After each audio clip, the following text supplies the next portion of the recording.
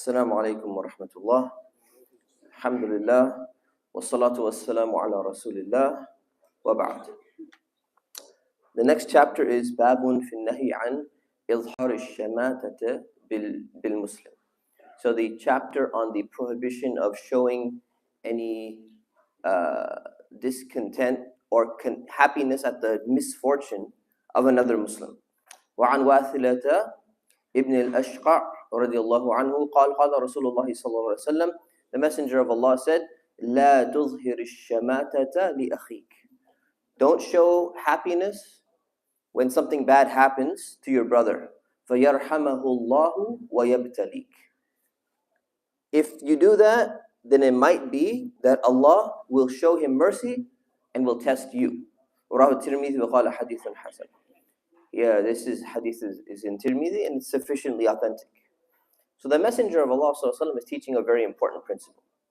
He said, when it comes to your brother or your sister in Islam, or anybody even in humanity, if you show happiness and you're excited when something bad happens to them, somebody loses their job and you hate that person, you have something in your heart against them, or you are jealous of them, or you just don't like them, you don't like their face, you don't like their accent, you don't like which country they're from a different tribe, and you go, yeah, man, I'm glad he lost his job.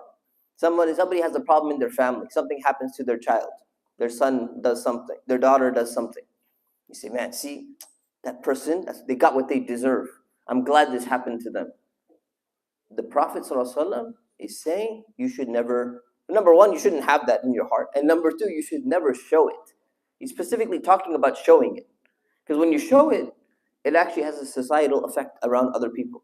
It's like, wow, you really hate that person. Something bad happened to them. It's like you're happy that this happened to the brother.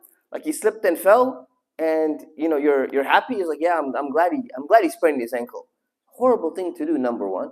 And he says, if you have that attitude and if you have that behavior, it just might be that Allah will show him rahmah, remove the situation and the misfortune that he's in or that she's in. وَيَبْتَلِيكَ. Then Allah is going to test you in exactly the same way. So what is the general principle here? Is that you should always have love and care and concern for your brother Muslim and your brother Muslim and your sister Muslim. Hold on, Jabir. This is not the Q&A, that's tafsir. Q&A will be private afterwards.